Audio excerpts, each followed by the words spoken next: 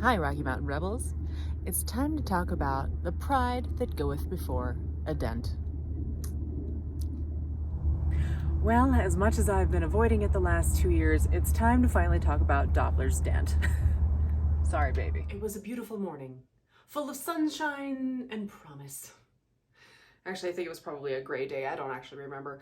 But I just purchased the bike a few weeks prior, and I was taking it out for probably the second ride ever in my neighborhood. And at this point, I'm brand new to bikes. I'm super terrified of this thing, and I wasn't really sure, how to do all this. So just I don't know, maybe an hour of kind of playing around in the neighborhood and whatnot. And I was done. So needed to head back to the house. Got back to the house. As I came around the corner, I saw something that kind of alarmed me. Now, my driveway is fairly steep. As a matter of fact, this is what our curb looks like. But that wasn't the initial issue. The driveway is steep, yes, and there is a pretty good curb you gotta hit to get onto it. But my neighbors were outside in their yards, and these two specifically, young men, live next door, and they both ride dirt bikes.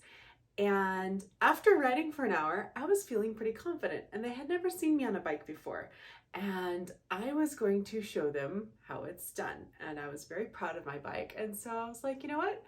It's kind of terrifying that they're out. I was really hoping nobody would see me, but I got this. And I'm just gonna ride up and park this sucker and be badass. It'll be awesome. And it was so not awesome.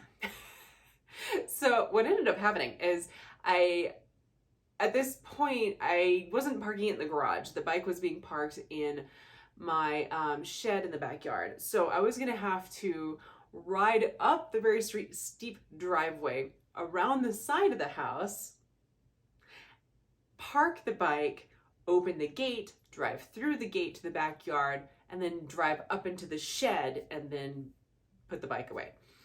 And I was like, okay, I can do this. I can do this. I'm just gonna make sure I take my curve correctly, and I get up and I get around, and I did it, and I was so proud. So I gunned it a little bit, and I got over that little curve, and I jumped up and over the driveway, and I went around the side of the house, and I was like, yeah, man, I'm good. Look at me. Check me out. And I get around to this little corner around the side of the house, and I go to get off the bike. I put the kickstand down, but I didn't double check it had clicked into place. And so unfortunately, the bike fell right over, right there alongside the house. Their house is right next door. They're totally watching me do this. So I come up and around and up the driveway, and I go around the house right in front of them, and I go click, plop. And I looked something like this. Help! I've fallen and I can't get up. So embarrassing. And I was just, obviously I'm petrified, and I'm pinned under the bike at this point. My left leg was pinned under the bike, and the rest of me was down in the rocks, which is it probably goes down at least that far, maybe a little more. And so I'm kind of, down and under the bike, and they come running over. They were super awesome, and they come running over because there's no way I'm getting out of this thing. Like, it was between, being underneath the bike and being underneath the bike. I wasn't able to kind of get myself up and then push it off of me. And so they came running over, and these guys are like college, and I think one's married now. So, and they come over and they pick me up and get me out of there and pick the bike up. And they're like, wow, gorgeous bike. And I'm like, it was. Oh, I totally thought, I was like, I got this. I'm going to show these guys that I am super cool. I was not a cool kid in high school. I'm sure you can tell that, but I was not a cool kid in high school. So this is me trying to redeem myself, right? Didn't work. So they helped me get into the backyard and get into the shed, and they were super nice about it. They really were. They were super, super nice about it, but I felt like such an idiot. So yes, that's how I ended up denting my beautiful Doppler. Thankfully, because it fell where it did, the only damage that was done really was to the gas tank, which is unfortunate, but that's okay. I figured out how to fix it.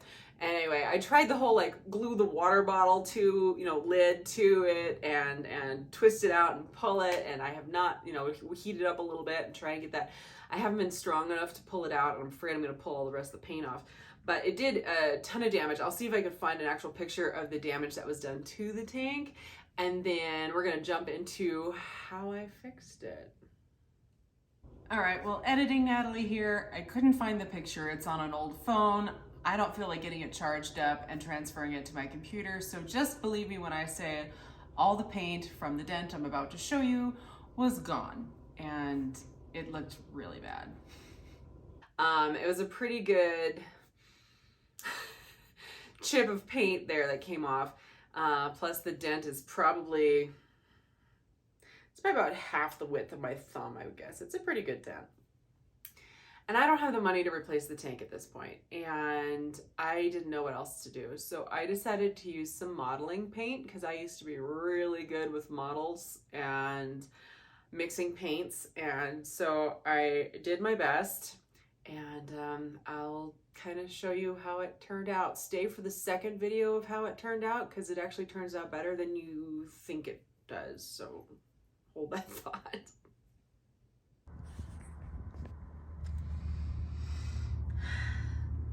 So considering it's modeling paint, I didn't do horrible. In the bright light, you can definitely see a difference. In lower light, you really can't see it. It does need to be cleaned a little bit. But it's not too bad. It's terrible. Who are we kidding? It's terrible. But no, like the camera actually makes it look worse than it is. It does blend in actually fairly well in real life.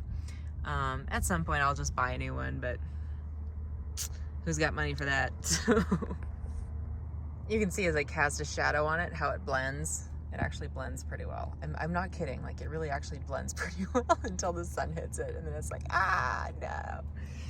So from a distance, yeah, you can see it, but believe me, it's not as bad as it looked. It was so bad. Okay, well, that's how I dented Doppler, and poor Doppler. I'm hoping at some point to be able to replace the tank, or take it in and get it fixed. Maybe try that water bottle trick again or something to try and get that out with a little more help. I need a little more muscle around here. So maybe at some point I can pull it out and repaint it. But right now I'm like, you guys didn't notice for like 2 years until I messed it up by doing the video where it was sitting directly over my shoulder, and then people finally saw it. Oopsie, it's my bad. But yeah, that's how bride goeth before a dent, because I totally thought I had this down. It's also actually how I ended up with my 300. My husband's friend who rides,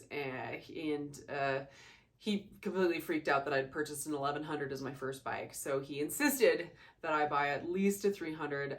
He was hoping I would get like a Grom or something. And I said, I don't want anything that's less powerful than what I used in class for the MSF course. So no, I'm not going to go with like a 125 or something. Like I want at least a 300. I was hoping for a 500, couldn't find a 500, got a great deal on the 300. So that's how I ended up with that bike, and played around on that for, I don't know, 6 months or whatever, until I felt more comfortable. It really shook my confidence, honestly, dumping the bike like that. That was so dumb. And it was, all it was, it just, because they were there, I was totally distracted. Those boys were there, and I didn't make sure that kickstand was all the way down, and I went to get off, and of course it dumped me. So what are you gonna do? But that's how I ended up with my 300, and now I'm back riding my Doppler and love her. So that's the story behind the dent. Have a great week. I will talk to you guys again soon, and like and subscribe.